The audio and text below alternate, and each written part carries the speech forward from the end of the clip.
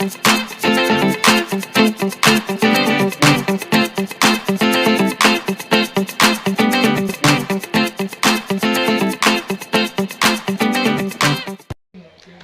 assalamualaikum warahmatullahi wabarakatuh. Kembali lagi dengan saya Nuraini Septiana. Dalam pertemuan kali ini saya ingin membahas materi tentang GIS. Apa sih itu GIS? Dan saya ingin menjelaskan sedikit untuk penjelasan GIS. Ada manfaat GIS, terus juga ada GIS dalam kehidupan sehari-hari. Di sini akan kita bahas. Untuk kalian tetap stay tune untuk mendengarkan materi yang akan saya bawakan. Ya, di sini saya akan menjelaskan apa itu GIS. GIS adalah sistem informasi pemetaan berbasis komputer yang digunakan untuk memasukkan, menyimpan, memanggilkan kembali, mengolah, menganalisis, dan menghasilkan data bereferensi geografis atau data geospasial untuk mendukung pengembalian keputusan dalam perencanaan dan penggunaan lahan, sumber daya alam, lingkungan transportasi, fasilitas kota, dan pelayanan umum lainnya. Teknologi sistem informasi geografis juga dapat digunakan untuk investigasi ilmiah, pengelolaan sumber daya, perencanaan pembangunan, kartografi, dan perencanaan rute. Hasil akhir dari proses GIS diwujudkan dalam peta atau grafik. Peta sangatlah efektif untuk menyimpan, memvisualisasikan, dan memberikan informasi geografis. Nama lain dari sistem informasi geografis yaitu sistem informasi keuangan, sistem analisis data keuangan, dan sistem informasi sumber daya alam. Selain itu, sistem informasi geografis juga diartikan sebagai suatu sistem yang mengelola data geografis dengan mengendalikan komputer. Contohnya dari GIS sendiri yaitu Google Maps. Next, kemudian ada manfaat GIS. Manfaat GIS yang poin pertama ada GIS untuk untuk inventarisasi sumber daya alam. Nah, di sini ada beberapa poin juga untuk inventarisasi sumber daya alam. Poin pertama untuk mengetahui persebaran berbagai SDA, misalnya minyak bumi, batu bara, emas, besi, dan barang tambang lainnya. Poin kedua untuk mengetahui kawasan lahan potensial dan lahan krisis, dan lain-lainnya. Kemudian ada poin kedua, itu ada SIG untuk perencanaan pembangunan. Perencanaan pembangunan dengan memanfaatkan SIG dapat dilakukan melakukan analisis peta-peta tematik. Dengan analisis ini kita dapat mengetahui kemampuan lahan. Sebagai contoh, perencanaan pembangunan terminal bus dapat memanfaatkan peta jaringan jalan, peta tata guna lahan, peta kepadatan penduduk, peta trayek angkutan, maupun peta harga tanah. Kemudian ada poin ketiga, SIG untuk perencanaan ruang. SIG bermanfaat sebagai untuk perencanaan suatu wilayah, pendataan dan pengembangan pusat-pusat pertumbuhan dan pembangunan menggunakan SIG. SIG juga digunakan untuk mengetahui persebaran penduduk, persebaran penggunaan lahan, baik untuk pengembangan permukiman penduduk, kawasan industri, sekolah, maupun rumah sakit, dan seluruhnya. Kemudian ada poin keempat, yaitu SIG untuk perencanaan transportasi.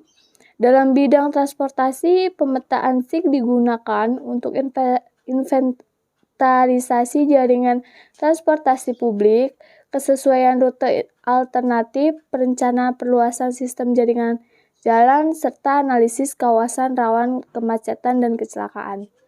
Kemudian poin terakhir yaitu ada SIG untuk mitigasi bencana. SIG dalam mitigasi bencana dapat digunakan untuk menentukan wilayah yang menjadi prioritas utama penanggulangan bencana.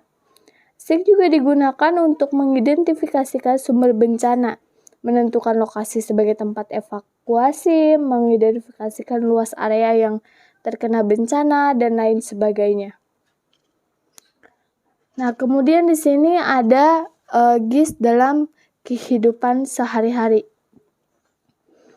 Yang pertama itu ada bidang pendidikan. SIG dapat dimanfaatkan untuk menentukan lokasi sekolah, untuk membuat sistem informasi, pendidikan, dan sebagai alat bantu pemahaman siswa agar pembelajaran geografi. Kemudian di sini juga ada poin kedua, ada bidang geologi, pertambangan, dan perminyakan. SIG di bidang ini dilakukan untuk menentukan lokasi keterdapatan mineral atau jebakan bahan galian yang akan dieksploitasi. SIG juga dipergunakan untuk menganalisa limbah yang merupakan hasil buangan industri tambang. Kemudian ada poin ketiga, bidang sumber daya alam. SIG bermanfaat untuk inventarisasi, manajemen, dan kesesuaian lahan untuk pertanian, perkebunan, kehutanan, analisa daerah rawan bencana alam, dan pemantauan daerah pembakaran hutan dan lahan. Kemudian next ada poin keempat, bidang perencanaan wilayah.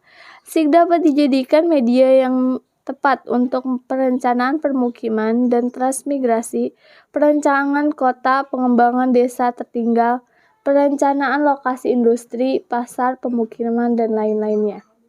Kemudian di sini ada poin kelima, bidang lingkungan. SIG dapat dilakukan alat untuk menganalisa dan pemantauan pencemaran udara, limbah bahaya, pencemaran air, sungai, tanah, evaluasi pengendapan lumpur dan sedimen di pantai, dan pemantauan pencemaran minyak di laut. Kemudian lanjut di sini ada poin ke-6, bidang hidrologi dan kelautan. SIG digunakan juga untuk kegiatan inventarisasi dan manajemen pengamatan pasang surut laut, manajemen daerah pesisir, manajemen kawasan wisata laut, taman laut, dan hutan bakau. Kemudian lanjut ada poin ke-7, bidang transportasi dan perhubungan.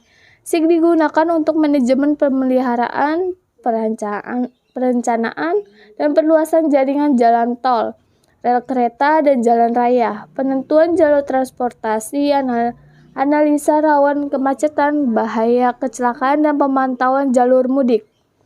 Kemudian ada poin ke-8, bidang telekomunikasi. SIG dimanfaatkan pada saat perencanaan, pemeliharaan, dan analisis perluasan jaringan telekomunikasi, pembuatan sistem informasi pelangganan, dan fasilitas umum telekomunikasi seperti telepon umum, warnet, dan lain-lainnya. Kemudian ada poin selanjutnya, poin 9. Itu ada bidang ekonomi, bisnis, dan marketing.